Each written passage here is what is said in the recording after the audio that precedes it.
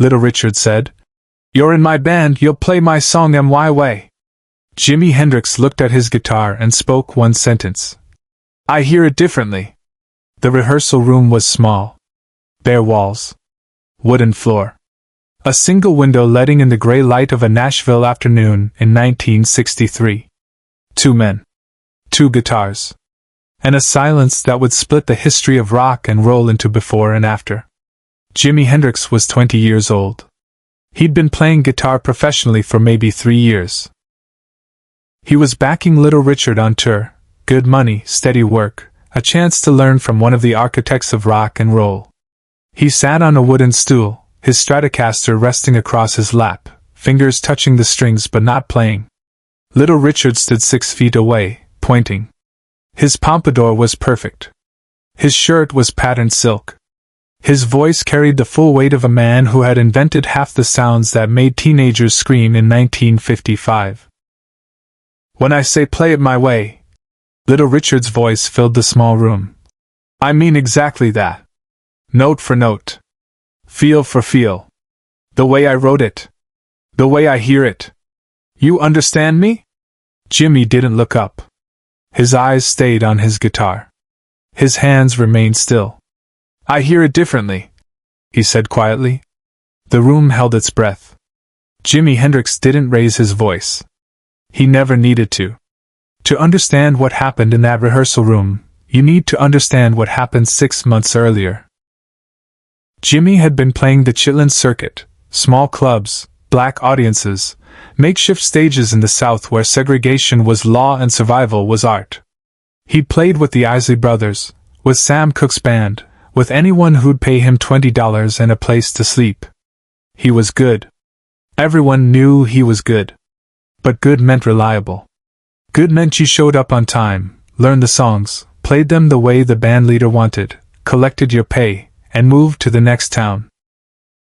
Good meant invisible. Little Richard's band needed a guitarist. The previous one had quit, or been fired, depending on who you asked. Someone recommended Jimi. The audition lasted 3 songs.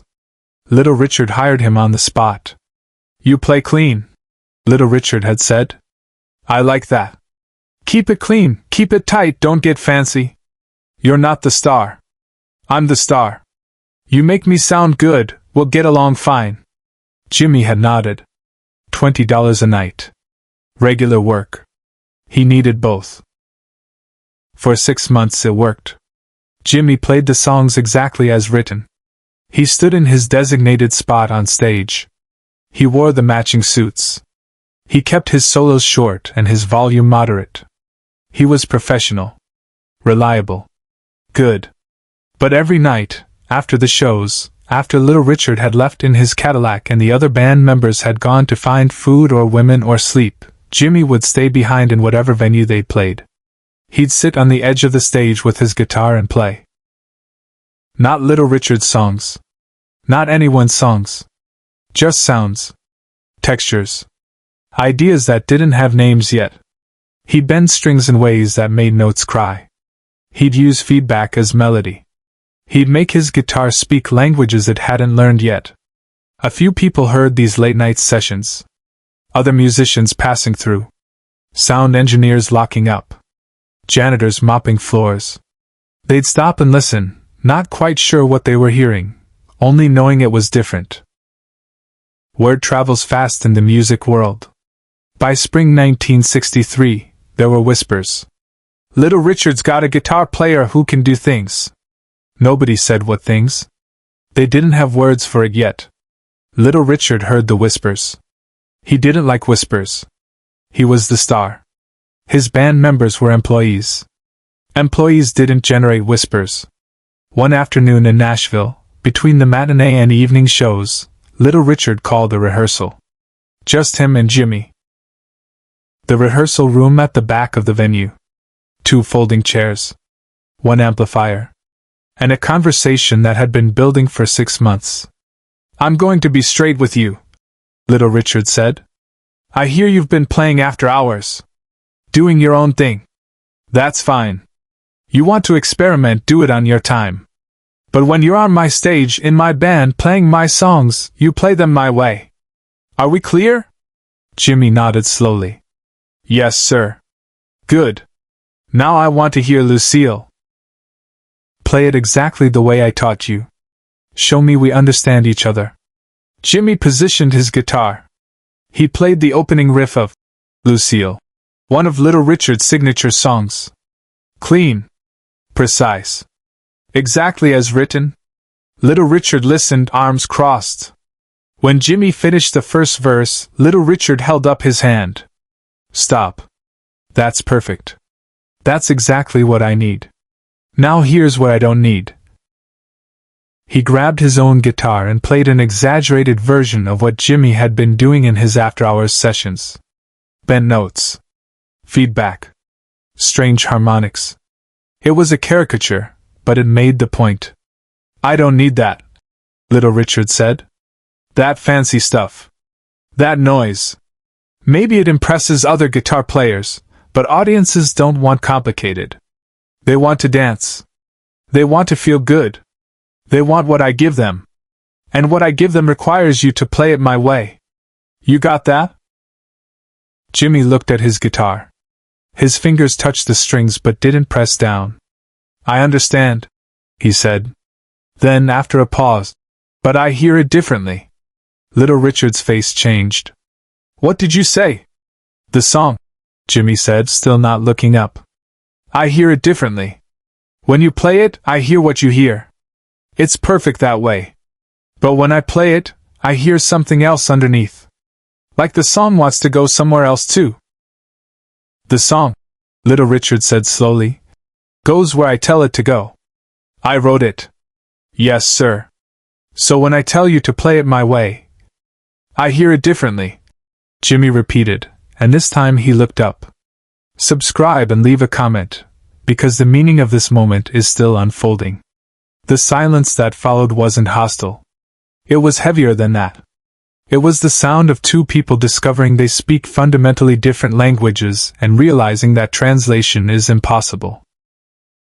Little Richard sat down in the folding chair across from Jimi. He wasn't angry anymore. He was something else. Careful. Play it, he said quietly. Play Lucille the way you hear it. You don't want to hear that. I'm asking to hear it. Jimi looked at his guitar for a long moment. Then his fingers found the strings. He started with the familiar opening, the same notes, the same rhythm. But then something shifted. A bent note where the original was straight. A moment of feedback that sounded almost like a voice. A chord that shouldn't exist in that song but somehow fit perfectly. He wasn't replacing Little Richard's version. He was revealing what had been hiding inside it all along. He played for maybe 90 seconds. Then he stopped. Little Richard didn't move.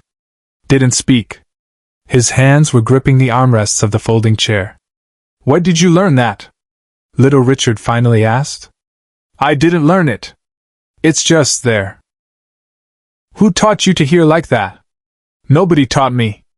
I just hear it. Little Richard stood up. He walked to the window and looked out at the alley behind the venue. His back was to Jimi, but his voice was clear.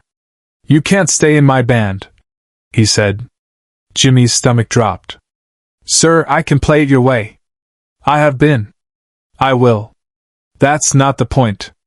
Little Richard turned around. His face wasn't angry. It was something worse. It was resigned. You hear things I don't hear. You play things I can't teach and can't control. If you stay in my band, one of two things happens. Either you keep playing it safe and you waste whatever that is you've got. Or you start playing it your way and my audience stops paying attention to me because they're trying to figure out what the hell you're doing. I don't want to take attention from you. I know you don't. That's what makes this hard. Little Richard sat back down, leaning forward with his elbows on his knees. Listen to me. I've been doing this for 10 years. I know how this works. There are bandleaders and there are stars. I'm a star. You're supposed to be a bandleader, good, reliable, supportive. But you're not. You're something else. And I don't know what that is yet, But it's not going to fit in my band. So you're firing me. I'm setting you free. Little Richard pulled out his wallet and counted out bills. Here's 2 weeks' pay. And here's my advice free of charge. Stop trying to make other people's music work. Whatever it is you hear, go find out what it is. Maybe it's nothing. Maybe it's everything. But you won't know until you stop playing it safe. Jimmy took the money. His hands were shaking slightly. What if I can't make it work? What if nobody wants to hear it the way I hear it? Little Richard smiled, not unkindly. Then you'll starve. But you'll starve knowing you tried. That's better than dying slowly in my shadow playing songs you don't believe in. In that quiet moment, Hendrix did something no one expected. Jimmy stood up. He extended his hand. Little Richard shook it. Thank you, Jimmy said. For hiring me. And for firing me. Don't thank me yet. You might hate me in 6 months when you're broke and sleeping in your car. Maybe. But I'll know. Little Richard walked to the door, then stopped. One more thing. That thing you did with Lucille. The bent note in the second verse, the feedback after the chorus. Don't ever do that with my song again. That's your sound. Find your own songs for it. Jimmy nodded. Little Richard left. Jimmy sat alone in the rehearsal room for another 20 minutes. He didn't play. He just held his guitar and felt the weight of what had just happened. He'd been fired. He had 2 weeks' money and no prospects. And somehow, he felt lighter than he had in months. What followed stayed with everyone in the room. Long after the last note faded. The rest of the story is known. Jimmy moved to New York. He played backup for more established artists, Curtis Knight, King Curtis, Joey D. Each time, the same pattern. He'd be hired for being good, then fired for being different. Each firing hurt less than the one before. Each one confirmed what Little Richard had told him. He wasn't built to be invisible. In 1966, 3 years after that Nashville rehearsal room, Jimmy was discovered by Chas Chandler in a Greenwich Village club. Chandler took him to London. Within months, Jimi Hendrix wasn't backing anyone. He was the name on the marquee. The experience was born. Hey Joe climbed the charts. Purple Haze redefined what rock guitar could be. And everywhere Jimmy played, musicians in the audience stopped talking and started listening, the way people listen when they realize the rules have changed. Little Richard watched from a distance. He told a journalist in 1967, "I knew that boy had something. I just didn't know it was going to be everything." They met again in 1969, backstage at a festival in Atlanta. Jimmy was headlining. Little Richard was performing an earlier set. When Jimmy saw him in the hallway, he stopped. "Mr. Penniman," Jimmy said, using Little Richard's birth name, a gesture of respect. "Jimmy," Little Richard replied. They shook hands. "I never thanked you properly," Jimmy said. "For Nashville. For letting me go. You thanked me by proving me right. You found your sound. I found what you heard before I did.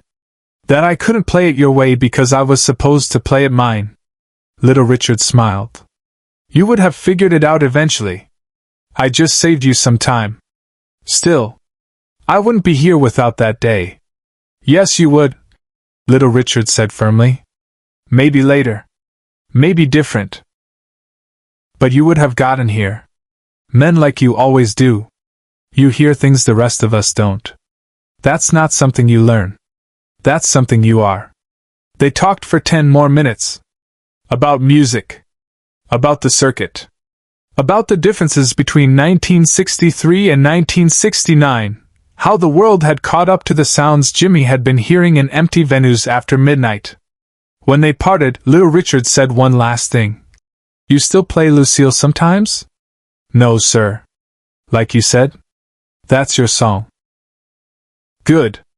Some things should stay where they belong." He paused. "But I listened to your version of the anthem. At Monterey and Woodstock. That's your Lucille. That's the song nobody else can play the way you do." Jimmy nodded. They shook hands one final time. Little Richard would tell that Nashville rehearsal room story for the rest of his life. Sometimes he'd embellish it. Sometimes he'd simplify it. But the core remained the same. The day he realized his guitar player heard music in colors he couldn't see, and the day he was wise enough to let him go chase those sounds alone. The wooden stool Jimmy sat on that day remained in the Nashville venue for years, marked with tape. J.H. sat here, 1963. Musicians would sometimes sit in it before shows, hoping to absorb something. But it was just a stool. The magic wasn't in the furniture. It was in the moment when a 20-year-old guitarist looked at his instrument and quietly insisted, "I hear it differently." Share and subscribe. Some stories deserve to be remembered. And in hearing it differently, he taught the world to listen differently too.